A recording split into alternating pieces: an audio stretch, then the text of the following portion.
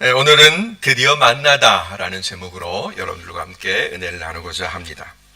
요한이 오실 거라고 그토록 예언하던 그분이 마침내 요한 앞에 나타나셨습니다.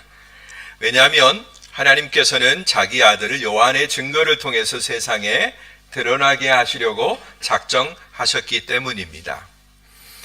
그것은 요한의 등장은, 또 요한이 예수 그리스도를 만난 그것은 어떻게 보면 구약 성경의 총정리와 똑같습니다.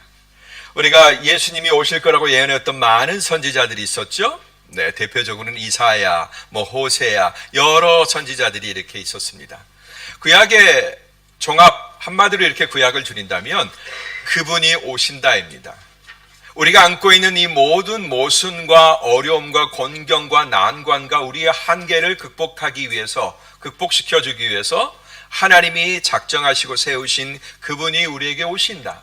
이것이 구약의 메시지입니다. 그런데 이제 그 메시지가 완성이 되는 거예요. 자, 우리가 편지를 쓸 때 마침표를 찍지 아니하면 뭔가 그 뒤에 추신이 있을 것 같은 그런 생각이 들죠. 얘기하다가도 뭔가 끝 마무리를 그랬습니다 이렇게 하지 않고 그랬습니 이렇게까지만 하면 뭔가 할 얘기가 더 있는 것 같습니다. 그죠? 오늘 구약의 예언이 계속되고 있었어요. 여태까지는 오실 것이다, 그분이 오신다, 이런 예언들이 계속되고 있었습니다. 그러나 이제 오셨다라고 돼야 되죠. 오실 것이다 라고 했던 그 미래형이 지금 오신다, 오셨다로 돼야 되는 겁니다. 그래서 마침표를 딱 찍어야 되는데 바로 오늘 그 마침표가 드디어 찍혀지고 있는 것입니다. 요한은 그분을 보자마자 곧장 알아챘습니다. 그가 무슨 신통함이나 영험한 능력이 따로 그가 가지고 있어서 예수를 알아본 것이 아니라 성령이 그를 감동시켜 주었기 때문에 그렇습니다. 마치 무대 위에서 어떤 쇼에서 주인공이 기다리기를, 메인 주인공이 오기를 기다렸던 그 피에로처럼 이제 요한은 막 들떠가지고 이제 이 난리법석을 치기 시작합니다. 그의 입의 목소리가 흥분되고 상기되는 것을 우리는 보게 됩니다. 왜 그럴까요?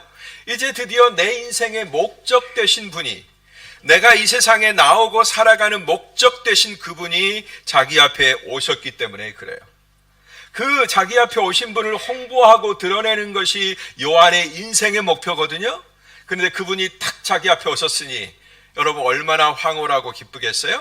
요한은 이제 더 이상 조용할 수가 없는 것입니다. 아마 자기가 가지고 있는 모든 에너지와 모든 홍보력과 말재주와 이 모든 것들 다 동원해서 지금 예수님을 드러내려고 할 것입니다. 자, 어떻게 하는지 29절부터 31절 말씀을 통해서 요한의 증언을 살펴보겠습니다. 다음 날 요한은 예수께서 자기에게 다가오시는 것을 보고 말했습니다. 보시오, 세상 죄를 지고 가시는 하나님의 어린 양이십니다. 내가 전에 내 뒤에 오시는 분이 나보다 앞선 것은 그분이 나보다 먼저 계셨기 때문이다 라고 말했던 분이 바로 이분이십니다. 나도 이분을 알지 못했습니다. 그러나 내가 와서 물로 세례를 주는 까닭은 바로 이분을 이스라엘에게 알리기 위해서입니다. 아멘. 요한은 본 거예요. 자기에게 다가오시는 그 예수님을 보았습니다. 그리고 보자마자 즉시 증언을 쏟아놓는 거예요. 그럴까 말까 한 번 더 탐색해보고 한 번 더 생각해본 게 아니라 바로 그분이 오시자마자 예수님을 알아본 것입니다. 그리고 아무도 막을 수 없는 외침으로 외치는 거예요. 보시오! 세상 죄를 지고 가는 하나님의 어린 양이요. 아무도 그 이야기를 잘 이해할 수 없었겠지만 그러나 요한은 너무나 기다리고 있었기 때문에 그 주변 사람들이 어떠하든 간에 그 외침을 외치는 것입니다. 보시오! 세상 죄를 지고 가는 하나님의 어린 양이십니다. 요한이 예수님에 관해서 정말로 참고 담아두었던 그 마지막 표현을 지금 막 쏟아내고 있는 것을 보게 됩니다. 내가 증언했던 분이 바로 이분입니다. 내가 그토록 말하고 싶었던 분이 바로 이분입니다. 내가 여러분에게 그토록 소개하고 드러내 보이고 싶었던 그분이 바로 이분입니다. 그러나 저는 그분이 누구인지 몰랐습니다. 하나님께서 그분을 내게 드러내시고 내게 알려주시기 전까지는 나는 그분을 몰랐습니다. 몰랐다고 두 번이나 부정하는 것을 보게 돼요. 태 속에 있을 때 예수님을 만나긴 했지만 얼굴 대 얼굴로 예수님을 만나지는 못했거든요. 그래서 자기도 궁금했던 거죠. 근데 그 예수님이 탁 하고 나타나신 거예요. 그리고 자기가 물로 세례를 주는 이유는 바로 자신 앞에 오신 이 예수를 이스라엘 가운데 알리려는 목적이다라는 거예요. 바로 그 세례가 예수님이 하실 일이었거든요. 예수님이 이 세상 가운데 오셔서 하셔야 될 일이 뭐냐면 모든 사람들의 죄를 씻어서 하나님 앞에 흠과 점이 없도록 만드시는 일이에요. 그게 세례입니다. 씻다라는 의미죠. 네. 바로 그 일을 예수님께서 성령으로 하셔야 되기 때문에 요한은 물로써 그 일을 대신 드러냈다라는 것입니다. 이 예수님 주인공을 홍보하기 위해서. 네. 이게 바로 지난주에 우리가 살펴보았던 대로 유대 당국자가 보냈던 심부름꾼이 있었죠. 그 중에 바리새인이 있었습니다.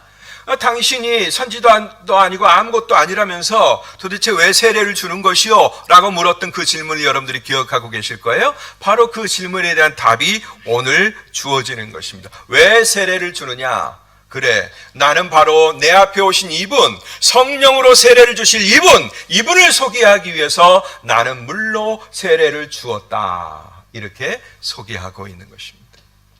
그가 남아있었다면 이 대답을 들었겠죠? 그러나 아마 이 자리에 남아있지는 않았던 것 같습니다.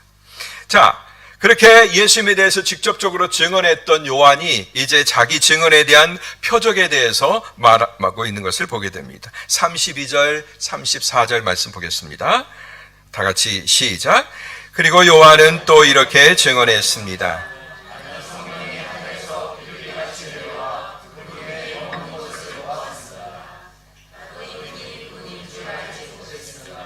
그러나 물로 세례를 주라고 나를 보내신 분이 어떤 사람에게 성령이 내려와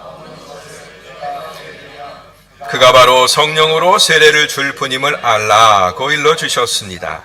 그런데 나는 그것을 보았습니다. 그래서 이분이 하나님의 아들이라고 증언하는 것입니다. 아멘.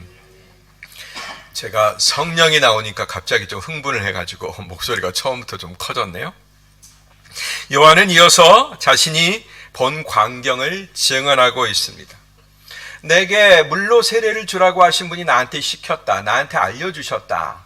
어느 누군가가 너에게 와서 세례를 받을 때 하늘에서부터 성령이 비둘기와 같이 머무는 자, 내려서 머무는 자가 있으면 바로 그가 성령으로 세례 줄 자인 줄로 알라라는 지시가 있었죠. 그리고 요한은 그것을 보았던 것입니다. 이게 너무나 특별했죠. 요한만 알고 있었던 것입니다. 그리고 아마 이 광경은 요한의 눈에만 보였을 것입니다. 요한에게 세례를 받으러 온, 그리고 예수님과 같이 세례를 받은 세례 동기들이 많이 있었겠지만, 그러나 하늘에서부터 비둘기와 같이 성령이 내리는 역사는 성령의 사람만 볼 수 있는 거거든요. 그게 무슨 가시적으로 비둘기 수천 마리를 갑자기 무슨 영화 세트장처럼 갔다가 비둘기가 쫙 내려오는 그게 아니거든요. 하늘에서부터 비둘기와 같은 성령이 내리는 그 광경은 성령의 사람 요한만 볼 수 있었던 것입니다. 네. 요한은 거기서 깨닫게 되는 거죠. 그렇구나. 이분이 내 인생의 목적이시구나. 이분이 내가 증거해야 될 바로 그분이시구나. 이것을 깨닫게 된 것입니다. 그러면 그분이 하실 일은 무엇입니까? 이가 바로 예수다. 이가 바로 하나님의 아들이다. 이가 바로 네가 그토록 기다리던 자다. 이런 언급 대신에 성령이 뭐라고 가르쳐 주셨어요? 그렇게 성령이 비둘기와 같이 그에게 내리는 자를 보거든 그가 바로 뭐 할 줄인 줄로 알아? 성령으로 세례를 베풀 자인 줄로 알라라고 말씀하셨습니다. 비둘기와 같이 가시적으로 내려온 성령의 임재는 앞으로 그분이 행하실 일을 보여주는 것입니다. 그러니까 말하는 것입니다. 나는 그것을 보았습니다. 여러분, 우리 그리스도인의 증거는 이와 같아야 됩니다. 못 본 것을 봤다고 얘기하면 거짓말이에요. 아무리 사실을 말한다고 하더라도. 전도하기 위해서는, 그리스도를 알리기 위해서는 내가 그리스도를 봐야 되는 것입니다. 영적으로, 성령을 통해서. 자, 여러분, 우리 함께 고백합시다. 아직 못 본 분은 보기를 사모하는 마음으로 그렇게 고백하겠습니다. 나는 그분을 보았습니다. 보신 분들도 고백하시고 보기를 원하는 분도 고백하십시오. 나는 그분을 보았습니다. 직접 그것을 눈으로 목격한 요한은 얼마나 감격하고 행복했을까요? 그러니까 그냥 입에서 바로 그분을 보자마자 따따붙다. 저분이 보시오. 저분이 바로 하나님의 어린 양이시오. 세상 죄를 지고 가는 하나님의 어린 양이시오. 보시오. 제발 좀 그분을 보시오. 하면서 그냥 정신줄을 놓고 소개하고 있는 그를 보게 되는 것입니다. 예. 이게 바로 성령이 우리에게 시키시는 일이에요. 네. 성령을 체험하고 성령의 지시를 받은 사람들은 가만히 있을 수가 없는 거예요. 아까 우리 김원기 목사님 막 자리가 많이 비어있다고 속상해 하시는 거, 성령의 마음이에요. 네, 우리 모두의 마음이죠. 근데 여러분, 왜 이 자리가 비고 왜 이 자리에 앉아있는 결정이 우리 나에 의해서 이루어지는 줄 아세요? 내 결정에 의해서 이 자리에 앉아있고 안 앉아있고가 왜 결정되는 줄 아세요? 그분은 여전히 자기 의의를 가지고 자기 의지를 가지고 믿고 있기 때문에 그렇습니다. 성령의 사람이라면, 성령의 감동을 받아본 적이 있다면, 그리고 성령의 감동을 지금 느끼고 있다면 집안에 앉아있을 수가 없습니다. 성령이 막 내 엉덩이를 밀어내시는 거예요. 이 예배 가운데 나오고 싶어하는 마음으로 나를 어떻게 감당할 수 없는 힘으로 나를 밀어내시는 것입니다. 바로 이 사건 이후에 예수님께서 마가복음에 보면 이런 표현이 있어요. 성령이 예수를 몰아내신지라, 이런 표현이 있습니다. 예수님께서 다른 성경에는 광야로 가셨다, 마귀에게 시험 받으셨다, 이런 기록이 있는데 마가복음에는 뚜렷하게 이 기록을 성령께서 예수님을 등 떠밀어서 광야로 내보내셨다라고 얘기합니다. 여러분, 성령이 그렇게 여러분의 엉덩이를 미시기를 바랍니다. 집에 가만히 있을 수가 없도록. 우리 이 자리에 없는 분들을 위해서 중보하시면서 오늘 말씀을 들어주시길 바랍니다. 그리고 방송으로 이 예배를 들으신 분들은 그 자리에서 성령의 감동이 여러분들을 뜨겁게 만들게 되기를 바랍니다. 자, 그렇다면 이 성령으로 세례를 줄 뿐이라는 하늘의 소리, 요한이 들었던 그 하늘의 소리는 어떻게 실현이 되었을까요? 여러 군데에서 실현이 되는 것을 우리는 보게 됩니다. 자, 그 중에서 사도행전 10장 44절에서 48절까지 말씀을 찾아보도록 하겠습니다. 한 목소리로 읽어주십시오. 베드로가 이렇게 말하고 있을 때 말씀을 듣고 있던 모든 사람에게 성령이 내려왔습니다. 베드로와 함께 온 할례받은 신자들은 성령의 은사를 이방 사람들에게까지 부어주시는 것을 보고 깜짝 놀랐습니다. 사람들이 방언으로 말하고 하나님을 찬양하는 소리가 들렸던 것입니다. 그러나 베드로가 말했습니다. 이 사람들도 우리와 마찬가지로 성령을 받았으니 물로 세례 주는 것을 누가 막을 수 있겠습니까? 그래서 베드로는 그들에게 예수 그리스도의 이름으로 세례를 받으라고 명했습니다. 그 후 그들은 베드로에게 자기들과 함께 며칠 더 머물다 갈 것을 간청했습니다. 언뜻 이 말씀을 보시면 여러분들 오순절 마가의 다락방에 있었던 성령 강림의 첫 사건을 기억하실 겁니다. 그러나 이 사건은 그 사건 한참 뒤에 일어난 일입니다. 어떤 일이냐?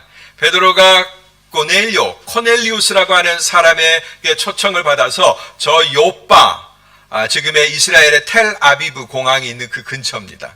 여러분, 이스라엘 가시면 예루살렘 공항으로 가시는 게 아니라 텔아비브 공항으로 가십니다. 바로 그 근처가 요빠라는 곳이에요. 지중해 바닷가에 있습니다.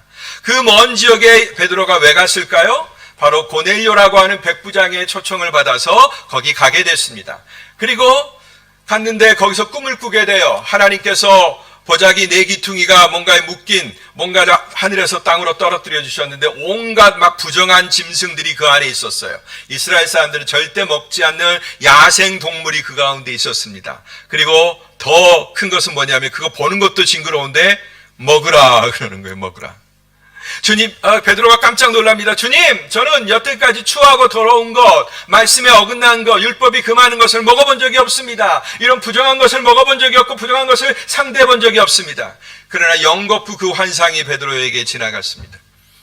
이게 무슨 깨달음일까 했더니 바로 그 이후에 말씀을 이방인들에게 전하자. 베드로 자신도 별로 기대가 없었던 것 같아요. 이 이방인들이, 언약 밖에 있는 사람들이 하나님의 말씀을 받고 성령을 받을까? 그런데 말씀을 전하고 나니까, 주 예수의 복음을 전하고 나니까 거기 있던 사람들이 성령 충만해지는 거예요. 할렐루야. 마치 자기들이 오순절 마가의 다락방에서 열심히 기도할 때 하늘에서 예수 그리스도가 약속하신 성령이 불처럼 그들에게 임했던 역사가 바로 요바에 있는 고넬료와 함께하고 있는 이방인 그리스도인들에게 내린 것을 보게 되는 것입니다. 이처럼 성령 임재의 사건은 오순절 마가의 다락방에서 시작되어서 그리스도의 복음이 전파되는 곳곳마다에서 일어났습니다. 이뿐만이 아닙니다. 전도자 빌립이 저 사마리아 성에 가서 복음을 전하는데 그곳에서도 이 복음을 들은 사람들이 성령으로 충만해지게 됐습니다. 나중에 그들이 베드로가 와서 성령 세례를 받으라고 할 때 그들도 성령으로 충만해져요. 이런 역사, 성령의 역사가 계속해서 일어나게 되는 것을 우리는 여기서 만나는 것입니다. 하물며 이때는 아직 물세례를 주기도 전이에요.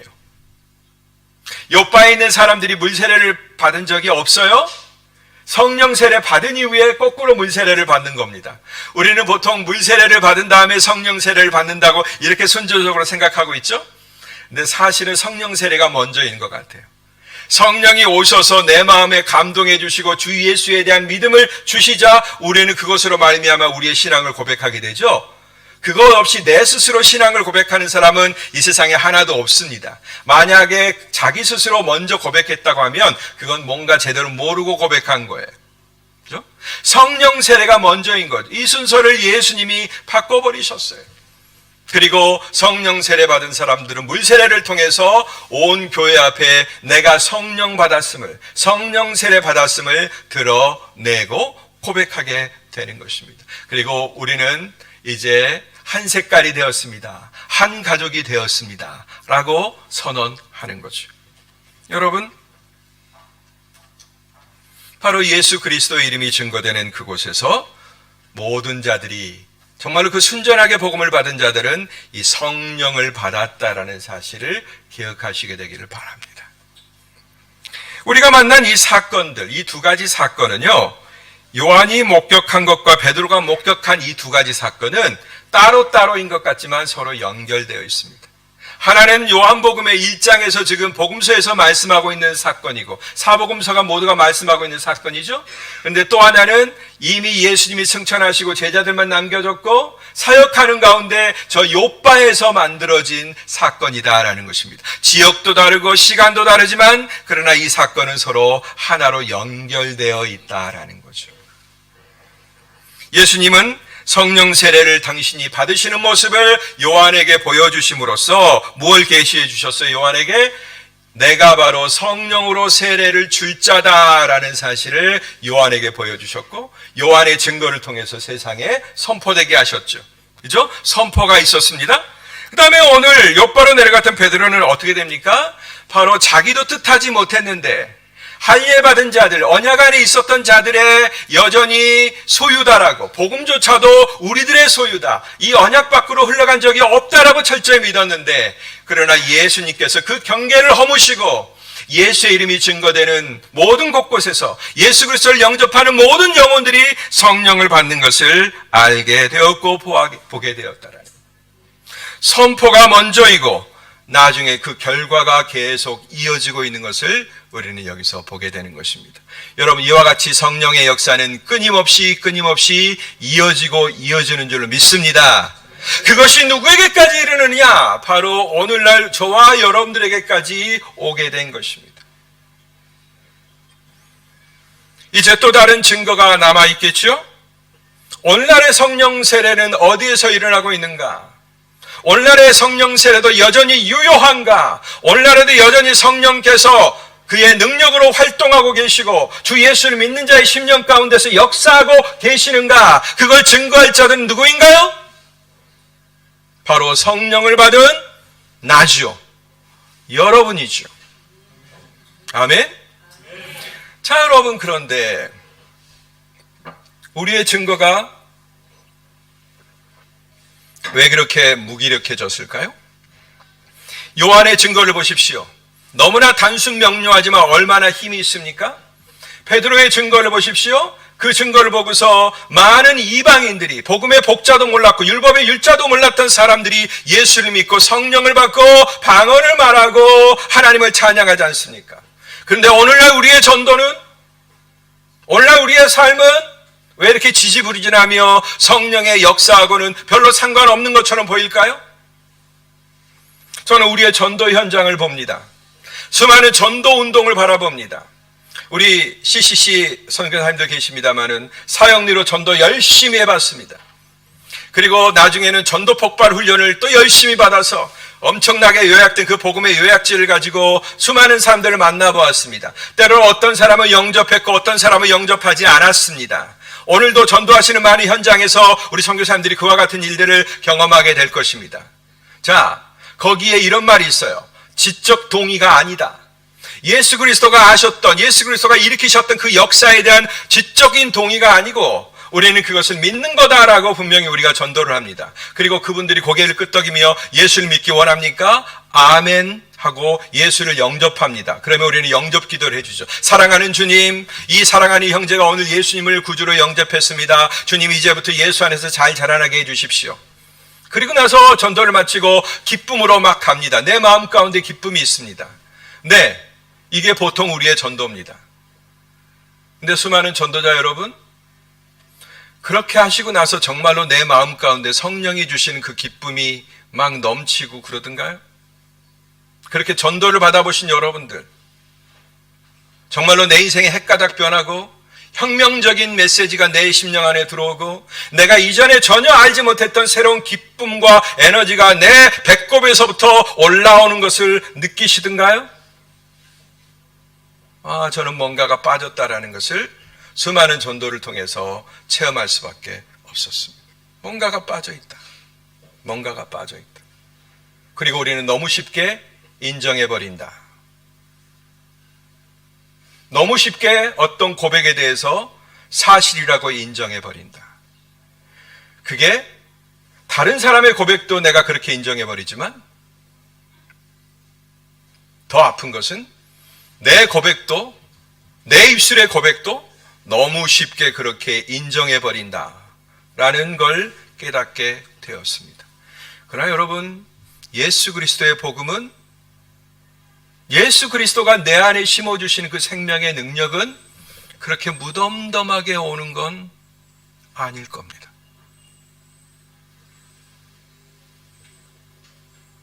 너희가 믿을 때 성령을 받았느냐? 베드로가 사마리아 사람들에게 얘기해요. 그러나 그들은 성령이 계신 줄 알지 못했습니다. 너희가 믿을 때 성령을 받았느냐? 여러분, 믿을 때 내가 지적으로 얼마든지 내가 동의합니다. I agree-합니다. 내가 그거 믿습니다. 라고 얘기하지만 여러분, 그게 진정한 나의 고백이고 내 영혼을 담는, 내 생명을 거기다 담는 그런 고백이라면 성령 하나님이 역사하신 게 맞습니다. 근데 여러분, 아닐 때가 많아요. 그냥 그럴 것 같다, 그렇게 하면 좋을 것 같다, 이렇게 해서 지적으로 동의하는 경우. 그 다음에 우리 한국 사람들 친절에 좀 약하죠. 저렇게 열심히 하는데 내가 동의해 줘야지, 뭐 이런 경우도 있습니다.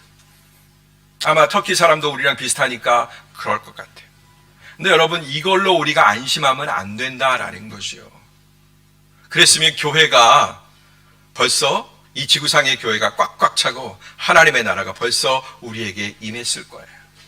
여러분, 믿음은 성령의 역사인 줄로 믿습니다.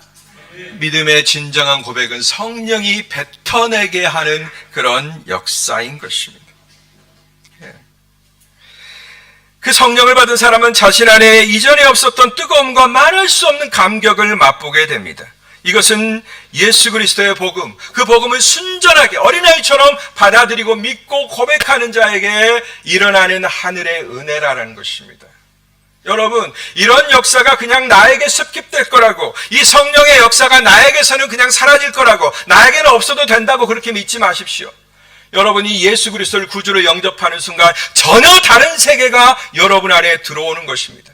전혀 다른 능력이 여러분 안에 들어오는 것입니다. 하나님이 내 안에 들어오시는 거예요. 그런데 그렇게 밋밋할 수 있나요?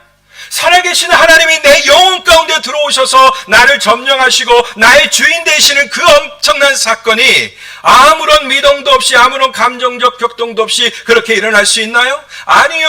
성령은 내 안에 들어오셔서 나의 전 인격을 변화시키는 것입니다. 맨 먼저는 내 안에 감정적 변화가 일어납니다. 그리고 성령을 쫓아가면 우리는 보통 감정적 신앙이야 이렇게 얘기하기 쉬운데 아니에요. 여러분, 성령의 역사는 맨 먼저 지성의 역사입니다. 우리가 몰랐던 사실에 대해서 알게 하는 거예요. 우리가 전혀 생각하지 못했던 세계를 품게 하는 거예요. 보지 못했던 것을 보게 합니다. 그리고 나서 내 감정적 변화가 일어나는 거예요. 내가 어떻게 살아왔는지, 내가 어떻게 그 길에서 그릇 행했는지, 하나님과 얼마나 버성기며 살아왔는지 뼈저린 후회가 내 속에서 일어나게 되어 있습니다. 이런 역사를 다 체험하셨습니까? 여러분, 그런 역사가 결코 여러분들에게 그냥 지나가지 않게 되기를 바랍니다. 위대한 감격이 있어야 돼요. 내가 꼬꾸러지는 감격이 있어야 돼요. 그러므로 사랑하는 여러분, 오늘 이 시간에 제가 여러분들에게 촉구합니다. 우리에게 하나님의 어린 양으로 오신 우리 주 예수 그리스도를 여러분의 심령 진심으로 여러분의 구주로 영접하시기를 촉구합니다. 아멘. 우리 이 예수님에 대한 영접은 늘 해야 돼요. 주님, 내 안에 오시옵소서, 내 안에 오시옵소서. 결정적인 사건은 한 번이지만 그러나 우리는 매일매일 우리의 삶 속에서 주님을 초청해야 됩니다. 주님, 내 안에 오셔서 오늘 하루도 나의 왕이 되어 주시옵소서, 나의 주가 되어 주시옵소서. 이 예수님은 정말로 우리 죄를 없이 하시려고 하늘에서 내려오신 하나님이십니다. 뿐만 아니라 우리의 모든 죄의 책임을 다 한 몸에 지시고 십자가에 달리신 분입니다. 그리고 세상에 어떤 계측기도 측량할 수 없는 무한한 사랑을 베풀어 주신 분입니다. 우리를 살리기 위해서 자기 생명으로 대신하신 그런 분입니다.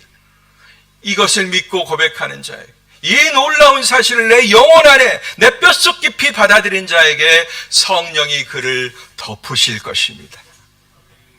이 성령의 덮으심, 이걸 체험하셔야 합니다. 그걸 체험한 자들은 가만히 있을 수가 없습니다. 요한처럼 이 자기 앞에 오신 예수님, 드디어 만난 예수님 때문에 입을 다물고 있을 수가 없습니다. 점자를 떨고 있을 수가 없습니다. 품위 유지하고 있을 수가 없습니다. 봐라, 하나님의 어린 양이시다. 봐라, 세상 죄를 지고 가는 하나님의 어린 양이시다. 자기들의 제자가 있고 세례받은 사람들이 앞으로 막 나와 있지만 자기가 스타 되려고 하지 아니하고 자기를 우러러 바라보는 사람들에게 자기가 권위를 가려고 하지 아니하고 그 모든 걸 내려놓고 봐라, 하나님의 어린 양이시다. 금방 이런 체인지가 일어나는 거예요. 가치의 전환이 일어나고 왕좌의 전환이 일어나는 것입니다. 내가 왕되었던 나의 자리에서 얼른 나를 끌어내리고 거기에 우리 예수님을 모시게 되어 있는 겁니다. 여러분, 왜 우리의 신앙이 이렇게 시들시들하고 힘이 없고 매가지가 없을까요? 그것은 바로 여전히 내가 주인 되어서 내 지성과 내 판단과 내 의지를 가지고 예수를 믿으려고 하기 때문에 그렇습니다. 기독교의 철학을 가지고 살려고 하기 때문에 그렇습니다. 여러분, 우리는 기독교라는 철학, 기독교가 제공하는 어떤 철학을 가지고 그것을 내 지성으로 받아서 내 심령에 깨우침을 얻고 그것으로 내 삶을 살아내는 그런 존재가 아닙니다. 그렇게 됐으면 좋겠지만, 세상이 모두가 다 기독교를 그렇게 생각하고 있지만, 여러분, 천만의 말씀입니다. 기독교는 예수의 생명이 내 안에 들어오는 것입니다. 전혀 다른 생명, 내가 호흡하는 나의 생명이 아니라, 내가 결정하는 나의 결정이 아니라, 내가 보고 판단하는 나의 판단이 아니라 예수가 내 안에 들어오셔서 나의 머리끝부터 발끝까지 나의 전인적 존재를 완전히 탈바꿈 시키시는 작업인 것입니다. 그걸 믿고 그 예수님을 의지할 때 우리의 신앙생활은 달라지게 되어 있고 우리의 교회 생활은 훨씬 더 달라지게 되어 있습니다. 빈자리 걱정하지 마세요. 그런 영혼들이 이곳으로 한 명씩 한 명씩 채워진다면 이곳은 입추의 여지가 없는 뜨거운 공간으로 곧 바뀌게 될 것입니다. 빈자리를 보고 아파할 것이 아니라 여러분 자신을 보고 아파하시면 됩니다.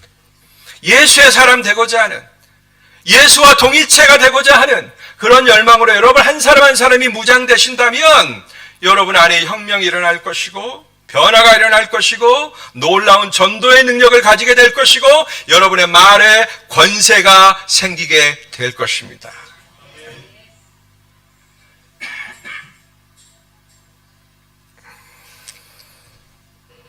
여기 있는 우리 모든 성도들이 성령의 임재를 체험하게 되길 바랍니다. 성령의 임재는 그냥 공짜로 주어지는 게 아니라요, 여러분 사모하셔야 됩니다. 어제 제가 교회에 혼자 와서 기도를 드리는데 성령의 강력한 역사가 막 느껴졌어요. 하나님이 이 일을 일으키시겠구나. 여러분, 우리 교회 안에 기도의 불길이 타올라야 될 줄로 믿습니다. 여러분 의지 아닙니다. 여러분이 기독교인이라는 모든 여러분들이 여러분을 정해놓은 그 모든 것들을 버리십시오. 우리는 기독교인으로 살아가는 것이 아닙니다. 기독교라는 종교를 소유한 사람들이 아닙니다. 기독교는 종교가 아니기 때문입니다. 기독교라는 말 자체도 틀렸습니다. 우리는 차원이 다른 존재들입니다. 우리는 예수 그리스도의 사람들이고 예수의 영으로 사로잡힌 사람들이고 예수의 나라를 일고 가는 사람들입니다. 내 안에, 내 바깥에. 그러면 여러분, 앞으로 일어나는 많은 신앙의 고민들이 이제 해결되기를 바랍니다.